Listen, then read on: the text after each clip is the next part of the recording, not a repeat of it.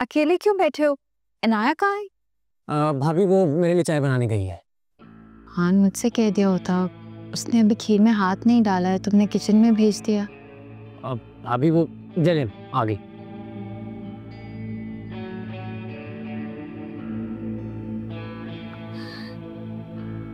इनाया, मैंने कहा भी था पहले खीर बना लेना फिर किचन का कोई काम करना।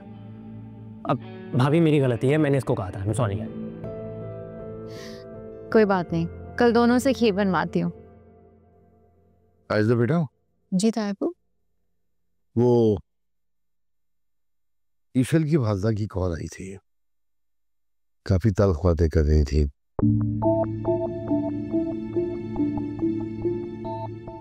कोई हैंड कैरी वगैरह भिजवाया क्या आप लोगों ने? मैंने भिजवाया बाबा। वो तो आयजा का नाम दे रही थी। ईशल को जो लगा उसने अपनी मॉम को बता दिया। उसको लगता है यहाँ जो कुछ भी हो रहा है मेरे कहने पर हो रहा है। असद ने जब ये कहा वो वहां नहीं थी। बहरहाल ईशल को भी ये मालूम होना चाहिए कि कभी दोबारा वो अपने ससुराल की अपने माँ बाप से शिकायत करे तो उसे सही बात का पता होना चाहिए।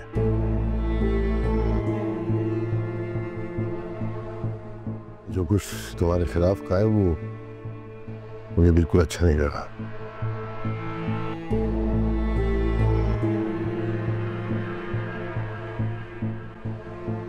रोहन, ईशल को और अक्षर को बुला के लाओ। नहीं तायबू, रोहन बैठ जाओ। तायबू प्लीज मेरी खातिर इस बात को यही खत्म कर दें। और इस बात से क्या फर्क पड़ता है कौन क्या कह रहा है? आपको यकीन है, असद को पता है, रोहान और आशिर जानते हैं।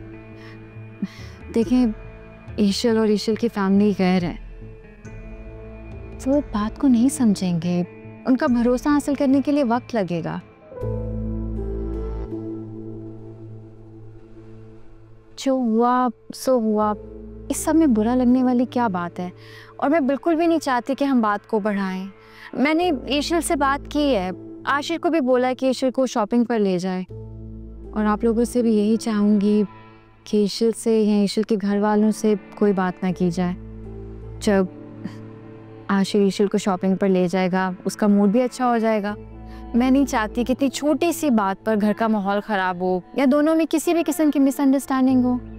अब जब बेटी का सामान जाएगा तो बुरा तो लगेगा।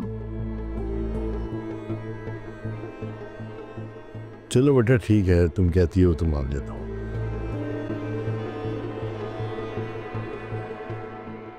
ईशल अभी नहीं है, बाकी उसे थोड़ा वक्त लगेगा समझने में। जीती रहो, खुश रहो। चले बाबा, मुझे ज़रूरी काम से जाना है, मैं होकर आता हूँ। अच्छा भाई सुनिए, मैंने एक मैसेज किया आपको, वो देख लीजिएगा। हाँ मैं देख लूँगा। कोई फरमाइश होगी? ओके, अल्लाह हाफिज़। अस्सलाम वालेकुम। अस्सलाम वालेकुम। अरे वालेकुम अस्सलाम मुजाहिद, दाऊद भाई कैसे हो? जी बस वो बेटी को देखने का दिल चाह रहा था तो मैं। हाँ हाँ क्यों नहीं भाई। रोहान जाओ ईशल भाभी को बुलाए बेटा। बैठो भाई बैठो।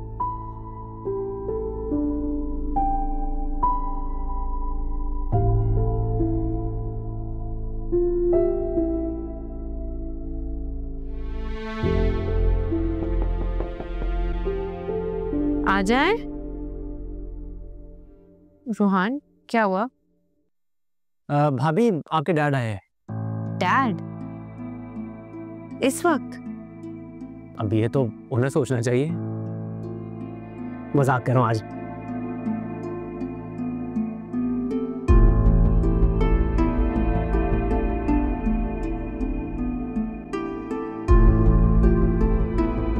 अस्सलाम वालेकुम। आगे बेटी। वालेकुम अस्सलाम। How are you? I am fine. मेरी बेटी कैसी? मैं बिल्कुल ठीक। आप यहाँ यूं अचानक? क्यों, मैं अपनी बेटी से मिलने के लिए नहीं आ सकता?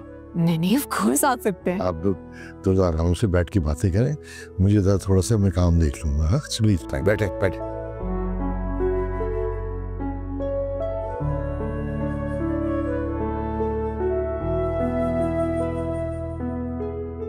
कैसी है मेरी बेटी? Are you happy? जी डैड, मैं खुश हूँ। क्या हुआ, आपको मॉम ने कुछ कहा है? नहीं, बस ये तुम्हारा मुस्कुराता हुआ चेहरा देखना था तो देख लिया। अब इत्मीनान आ गया। अस्सलाम वालेकुम। अरे वालेकुम अस्सलाम बेटा, कैसे हो? बिल्कुल ठीक, आप बताएं।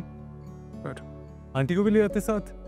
अरे नहीं, उनको तो पता भी नहीं है। इनफैक्ट अगर पता लगेगा तो बहुत नाराज होंगी कि मैं अकेले बेटी से मिलने चला गया। इनफैक्ट मैं बस देखने आया था। से आई थिंक आई शुड। नहीं डैड, कुछ तो ले, चाय कॉफी जूस। अरे नहीं, तुम्हारी मामा को लेके आऊंगा फिर। ऐसे कैसे जा सकते हैं आप? ये भी से तकल्लुफ की क्या जरूरत थी? बेटी की ससुराल में आए हैं, कुछ खाए पिए बगैर कैसे भेज देते आपको?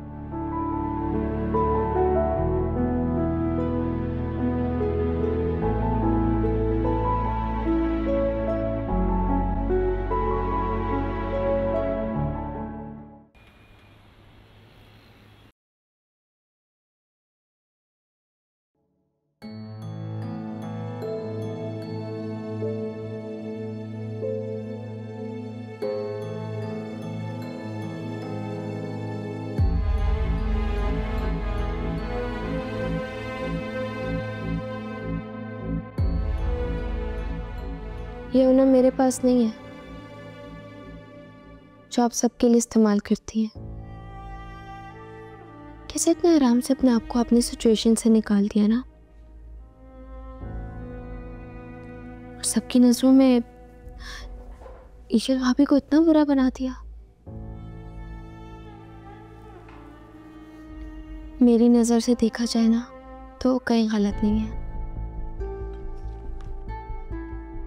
अब तुम मुझे बताओगी क्या सही है और क्या गलत?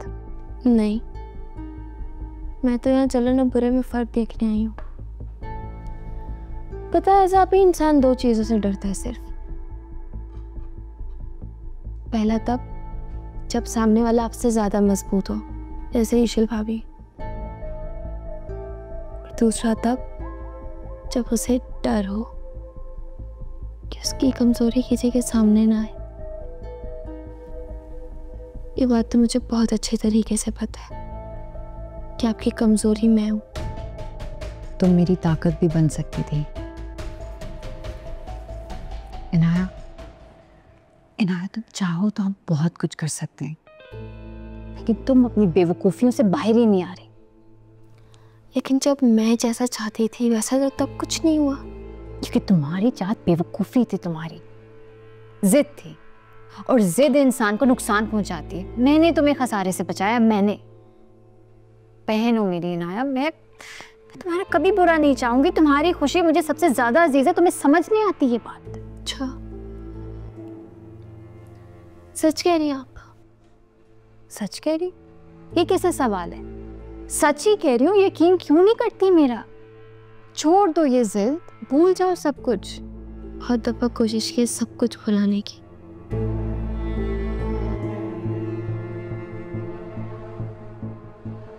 लेकिन जब भी ये चेहरा देखती हूँ ना आपका, मेरे सारे पुराने जख्म ताज़ा हो जाते हैं।